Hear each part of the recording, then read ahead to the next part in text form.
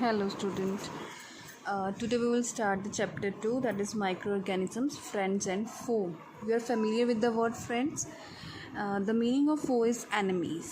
तो micro organism इस chapter में हम क्या रीड करेंगे। जो माइक्रो ऑर्गेनिजम्स हैं वो हमारे फ्रेंड्स भी हैं एज वेल एज हमारे एनिमीज़ भी हैं। ठीक है, first of all micro organisms हैं क्या। You have seen several kinds of plants and animals. However, there are other living organisms around us.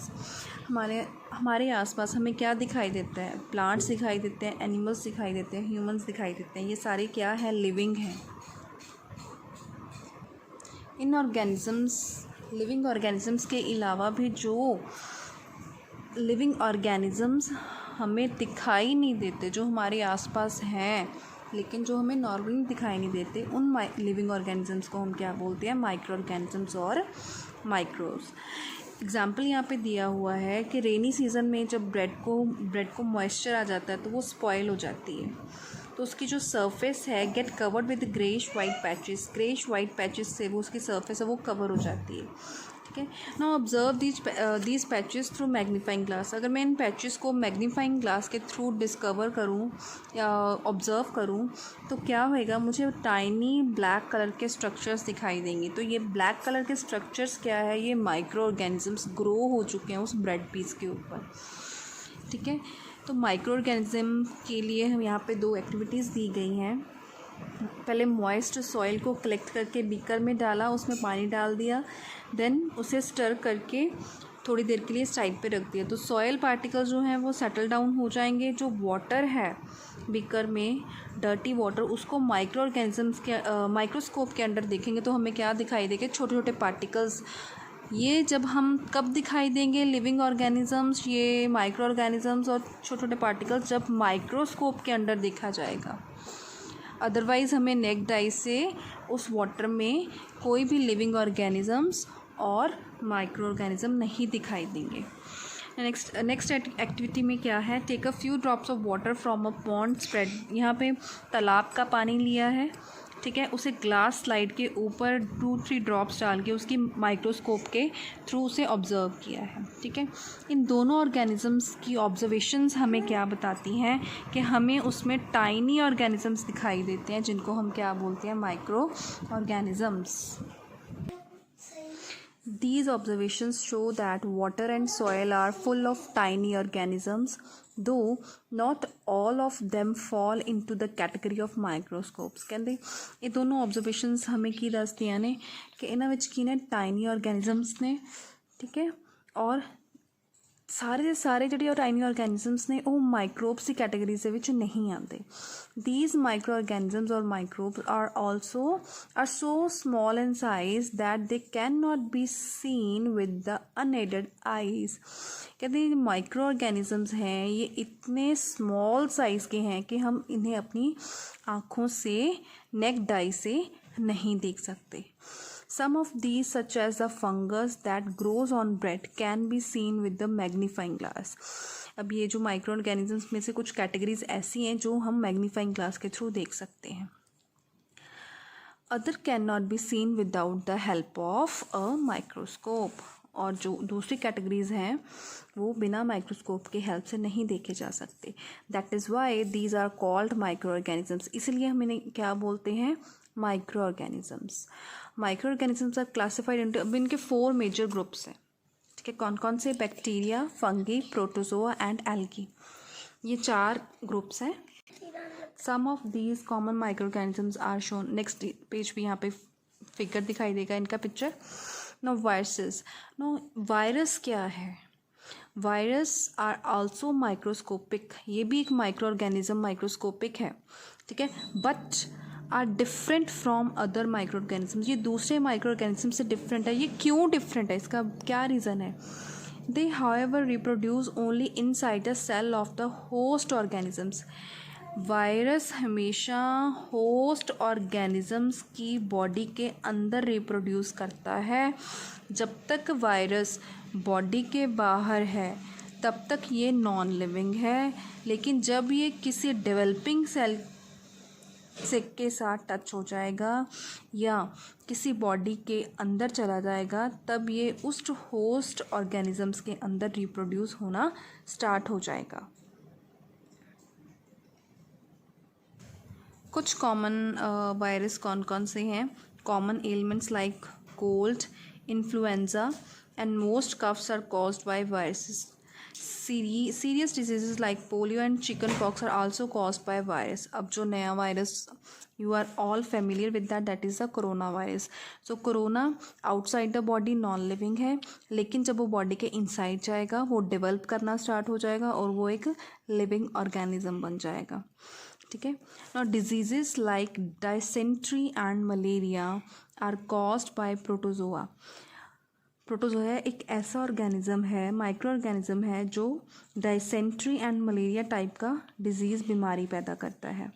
और whereas typhoid and tuberculosis are bacterial disease, जबकि जो typhoid है, tuberculosis है, tuberculosis means TB की जो बीमारी है वो क्या है, वो बैक्टीरियल इन्फेक्शन के थ्रू होती है। Here is the picture of micro organism. ये बैक्टीरिया की पिक्चर है। बैक्टीरिया 2 टाइप का है ये। No next picture is of chlamydomonas, spirogyra, ये एल्गी की फॉर्म है। प्रोटोजोआ अमीबा और पैरामीशियम प्रोटोजोआ हैं। Next is the bread mould, penicillium and aspergillus. ये पिक्चर है वायरस का। ऑर्गेनिजम्स रहते कहाँ हैं? Where do micro organisms live? Micro organism single celled भी होते हैं और मल्टी सेलर भी। सिंगल सेल में बैक्टीरिया, एल्गी, प्रोटोजोआ आ गया, मल्टी सेलर में एल्गी आ गया और फंगी आ गया। ठीक है। ये किसी भी एनवायरनमेंट में रह सकते हैं, चाहे वो आइस हो, हॉट हो, आइस कोल्ड हो, चाहे हॉट स्प्रिंग्स हो, किसी भी एनवायरनमेंट में ये माइक्रो ऑर्गेनिज्म जो है वो एग्जिस्ट कर सकता है। ठीक है। कुछ ऑर्गेनिजम्स जो हैं वो किसी और ऑर्गेनिज्म के थ्रू फ्रीली एग्जिस्ट करते हैं। ना माइक्रो ऑर्गेनिजम्स एंड अस, हमारा और माइक्रो ऑर्गेनिजम्स का क्या रिलेशन है? हमारी लाइफ में माइक्रो ऑर्गेनिजम्स बहुत ही इम्पॉर्टेंट रोल प्ले करते हैं। ठीक है। कुछ टाइप के जो माइक्रो ऑर्गेनिजम्स हमारे लिए बेनिफिशियल है, लाइक जैसे कि मिल्क से कर्ड का बनना। ठीक है। तो मिल्क से कर्ड की फॉर्मेशन है वो एक माइक्रो ऑर्गेनिज्म के थ्रू होती है जो हमारे लिए बेनिफिशियल है। ठीक है। लेकिन कुछ माइक्रो ऑर्गेनिजम्स हमारे लिए हार्मफुल हैं जो हमें डिजीज़ क्रिएट करते हैं। तो पहला टॉपिक हम पढ़ेंगे micro organisms, friendly micro organisms. ठीक है। तो फर्स्ट वही आ गया, they are use in the preparation of curd बनाने के, ब्रेड बनाने के एंड केक बनाने के काम आता है। ठीक है। और प्रोडक्शन ऑफ अल्कोहल की प्रोडक्शन में भी काम आता है। ठीक है। और क्लीनिंग एजेंट है ये एक तरह का एनवायरनमेंट का, ये एनवायरनमेंट को क्लीन करते हैं माइक्रो ऑर्गेनिजम्स जो होते हैं। एग्जाम्पल दिया है जैसे ऑर्गेनिक वेस्ट है, जैसे वेजिटेबल पील्स हो गए, remains of animals and faeces हो गए। ये जो भी वेस्ट है, जब हम वेस्ट फेंकते हैं तो ये इस वेस्ट को छोटे छोटे ब्रेक करते हैं ये। ठीक है। ब्रेक करके into harmless and usable substances by bacteria, ये ह्यूमस में कन्वर्ट कर देते हैं और जो वो ह्यूमस होता है वो सॉइल में मिक्स हो जाता है और एक खाद की तरह यूज़ किया जाता है। ठीक है। तो एक तरह का फ्रेंडली हो गया। ठीक है। नाउ आल्सो बैक्टीरिया जो है वो कहाँ पे प्रिपेयर किया जाता है? प्रेपरेशन ऑफ मेडिसिन की प्रिपरेशन में काम आता है। एग्रीकल्चर में सॉइल फर्टिलिटी के काम आता है बाय फिक्सिंग नाइट्रोजन। ठीक है। Now making of curd and bread. Curd contains several microorganisms. Of these, the bacterium Lactobacillus promotes the formation of curd. ठीक है। बैक्टीरिया कौन सा बैक्टीरिया? लैक्टोबैशिलस बैक्टीरिया। लैक्टोबैशिलस नाम का बैक्टीरिया कर्ड की फॉर्मेशन को प्रोमोट करता है। It multiplies in milk and converts it into curd. ये मिल्क में क्या होता है? मल्टीप्लाई होना स्टार्ट हो जाता है, बढ़ने लगता है और कर्ड में दूध को कन्वर्ट कर देता है। Bacteria are also involved in the making of cheese की फॉर्मेशन के काम आते हैं। Pickles and many other food items. ठीक है। रवा सूजी में आ गया, इडलीज भटूरास वगैरह में कर्ड डाला जाता है तो वो थोड़े से फ्लफ़ी हो जाते हैं। ठीक है। Yeast reproduces rapidly and produces carbon dioxide during respiration. Bubbles of the gas will fill the dough and increases its volume. जब हम किसी भी राइस में या किसी भी डो फ्लोर में क्या करेंगे, यीस्ट डाल देंगे, ठीक है, तो यीस्ट क्या होगा, वो रिप्रोड्यूस होएगा बहुत जल्दी, ठीक है, कर्ड है, कुछ भी डालेंगे तो वो रिप्रोडक्शन उसकी स्टार्ट हो जाती है, उसमें कार्बन डाइऑक्साइड इंक्रीज़ हो जाती है, जिसकी वजह से बबल्स क्रिएट होते हैं और बबल्स की वजह से जो डो है उसका वॉल्यूम जो है इंक्रीज़ हो जाता है। यही रीज़न है कि जो भटूरास वगैरह होते हैं उनका जो डो होता है वो थोड़ा सा फ्लफ़ी होता है। This is the basis of the use of yeast in the baking industry for making breads, pastries and cake, ठीक है। Now commercial use of micro organism. Micro organism का कमर्शियल यूज़ क्या है? प्रोडक्शन ऑफ अल्कोहल सबसे पहला, ठीक है, तो अल्कोहल की प्रोडक्शन की जाती है लार्ज स्केल से। वाइन की प्रोडक्शन की जाती है। एसिटिक एसिड, हमारे घर में एसिटिक एसिड यूज़ किया जाता है एज अ विनेगर, जिसको हम सिरका बोलते हैं। Yeast is used for commercial production of alcohol and wine. For this purpose, yeast is grown on natural sugars present in grains like barley, wheat, rice, crushed fruits, juices, etc. This is the smell of alcohol as sugar has been converted into alcohol by yeast. This process is of conversion of sugar into alcohol is known as the fermentation. Fermentation क्या है? जो भी micro organisms के through या फिर जिन्ना भी vegetable waste है, ठीक है, ਉਹਦੇ ਥਰੂ ਅਲਕੋਹਲ ਜਿਹੜੀ ਹੈ, ਸ਼ੂਗਰ ਜਿਹੜੀ ਹੈ ਅਲਕੋਹਲ 'ਚ ਕਨਵਰਟ ਹੋ ਜਾਂਦੀ ਹੈ, ਠੀਕ ਹੈ, ਔਰ ਸਮੈਲ ਕਿੱਦਾਂ ਦੀ ਆਉਂਦੀ ਹੈ? ਸ਼ੂਗਰ ਵਰਗੀ ਸਮੈਲ ਆਉਂਦੀ ਹੈ। This is the smell of alcohol as sugar has been converted into alcohol by yeast. Yeast ने ऑलरेडी शुगर को अल्कोहल में कन्वर्ट कर दिया है। यीस्ट का शुगर को अल्कोहल में कन्वर्ट करना, ये जो पूरा प्रोसेस है, उस प्रोसेस को हम क्या बोलते हैं? फर्मेंटेशन। अब नेक्स्ट आता है फर्मेंटेशन की डिस्कवरी सबसे पहले लुइस पास्चर ने की थी 1857। नेक्स्ट आता है कि माइक्रो ऑर्गेनिजम्स का मेडिसिन्स में क्या यूज़ है। सबसे पहला यूज़ हमारा यहाँ पे शो किया गया है antibiotics. As an antibiotic medicines में यूज़ किया जाता है micro organisms. When you fall in, the doctor may give you, जब भी हम बीमार होते हैं हमें डॉक्टर्स एंटीबायोटिक्स देते हैं, कैप्सूल्स देते हैं या इंजेक्शंस देते हैं, पेनिसिलिन वगैरह का, ठीक है। ये मेडिसिन्स कहाँ से बनती हैं? माइक्रो ऑर्गेनिजम्स से बनती हैं। दीज मेडिसिन्स किल और stop the growth of the disease causing micro organisms. ये जो मेडिसिन्स हैं, ये जो माइक्रो ऑर्गेनिजम्स हमारी बॉडी के अंदर डिजीज़ क्रिएट करते हैं, उन माइक्रो ऑर्गेनिजम्स की ग्रोथ को कम करता है, और इन मेडिसिन्स को हम क्या बोलते हैं? Antibiotics. These days a number of antibiotics are being, बहुत सारी एंटीबायोटिक्स हैं, जैसे कि स्ट्रेप्टोमाइसिन हो गया, टेट्रासाइक्लिन हो गया, इराइथ्रोमाइसिन, ठीक है, ये सब एग्जाम्पल्स हैं एंटीबायोटिक्स का। ये कहाँ से बनी है? सारी बैक्टीरिया के थ्रू बनी है। ये सारी एंटीबायोटिक्स जो हैं फंगी या बैक्टीरिया से बनती हैं, ठीक है। Also antibiotics are manufactured by growing specific micro organisms. कुछ माइक्रो ऑर्गेनिजम्स को ग्रो करके एंटीबायोटिक्स को बनाया जाता है और वैरायटी ऑफ डिजीज़ को क्योर किया जाता है। एंटीबायोटिक्स पोल्ट्री में फीड के अंदर मिक्स करके उनको फीड किया जाता है, हैंड्स को, ठीक है। तो इससे क्या होता है? जो माइक्रोबायल इन्फेक्शन होता है एनिमल्स में, वो कम हो जाता है, ठीक है। और ऑल्सो ये प्लांट्स डिसीज़ में भी हेल्प करता है। Now next is the vaccine. Vaccine क्या है? यू नो अबाउट वैक्सीन्स के बारे में आपने सुना ही होगा कि छोटे छोटे बच्चों को वैक्सीन्स दिए जाते हैं कुछ फिक्स इंटरवल में के बाद, ठीक है। तो when a disease carrying microbe enters our body, the body produces antibodies. जब भी कोई डिजीज़ हमारी बॉडी के अंदर आता है, ठीक है, तो हमारी बॉडी सबसे पहले, मेडिसिन से पहले भी हमारी बॉडी खुद ब खुद अपने आप को क्योर करना स्टार्ट कर देती है। हमारी बॉडी अपने अंदर से कुछ ऐसी एंटीबॉडीज़ को क्रिएट करती है कि वो उस डिसीज़ के साथ लड़ पाए, ठीक है, to fight the invader. The body also remembers how to fight the microbe if it enters again. If dead or weakened microbes are introduced into a healthy body, the body fights and kills the invading bacteria. अगर कहते हैं कि अगर week जो bacteria है वो body के healthy body के अंदर आ जाए, तो बैक्टीरिया वीक है, बॉडी हेल्दी है, इम्यूनिटी अच्छा है, तो वो जो वीक बैक्टीरिया वो खुद ब खुद बॉडी जो है हेल्दी बॉडी एंटीबॉडीज़ क्रिएट करेगी और उस बैक्टीरिया को ख़त्म कर देगी. The antibodies remain in the body and we are protected from the disease causing microbes.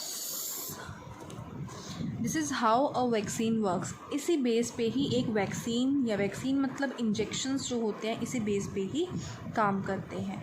Several diseases including cholera, tuberculosis, smallpox and hepatitis can be prevented by vaccination. कहते हैं बहुत सारे जो डिजीज़ हैं वो वैक्सीनेशन से प्रिवेंट किए जा सकते हैं. वैक्सीनेशंस का मतलब क्या है, हमारी बॉडी में बिना डिज़ीज़ के, अगर किसी को डिज़ीज़ नहीं है लेकिन फिर भी उसे वैक्सीन लगा दी है, तो इट मीन्स ये वैक्सीन्स हमारी बॉडी में एज अ डेड एंटीबॉडीज़ के रूप में अंदर चले जाएंगे.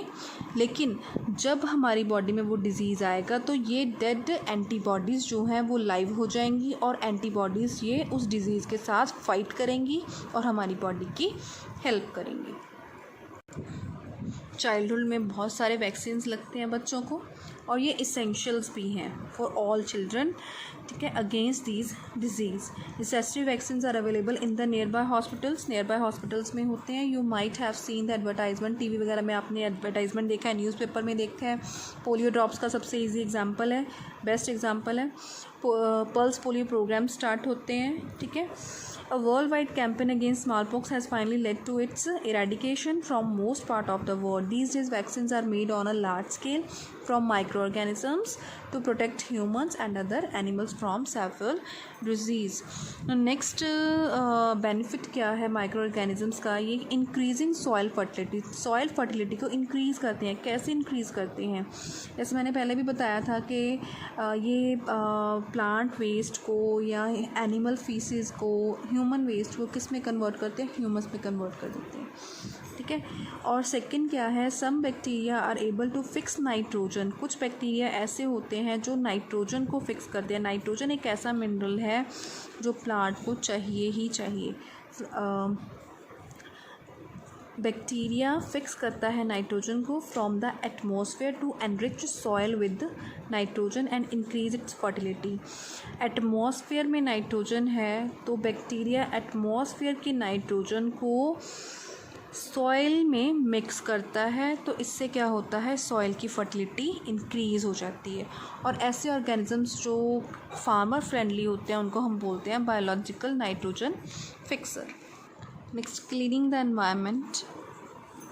और क्या करते हैं माइक्रो ऑर्गेनिजम्स, हमारे एनवायरनमेंट को क्लीन करने में बहुत हेल्प करते हैं. जैसे कि हमारा कलेक्टेड वेस्ट है, plants, vegetables, fruits, near by house में जो भी गार्डन्स वगैरह का वेस्ट है, जब हम उसे वेस्ट डिस्पोजल को पिट कर देंगे देन क्या होएगा, ये डिकम्पोज हो जाएगा. डिकम्पोज किसकी वजह से होता है, ये डिकम्पोज माइक्रो ऑर्गेनिजम्स की वजह से होता है. और ये डिकम्पोज होने के बाद किस में कन्वर्ट हो जाता है, मैन्योर में. क्लियर. और जो प्लास्टिक पॉलीथीन बैग्स हो गए, एम्प्टी ग्लासेस हो गए, ये सब चीज़ें मैन्योर में कन्वर्ट नहीं होती हैं. क्यों? क्योंकि इनको जो माइक्रो ऑर्गेनिजम्स हैं वो सिंपलर मॉलिक्यूल्स में कन्वर्ट नहीं कर पाते हैं, इसको ब्रेक डाउन नहीं कर पाते हैं. Now you often see large amount of dead organic matter in the form of decaying plants and sometimes dead animals on the ground. You find that they disappear after some times. This is because the microorganisms decompose dead organic waste of plant and animal, converting them into simple substances.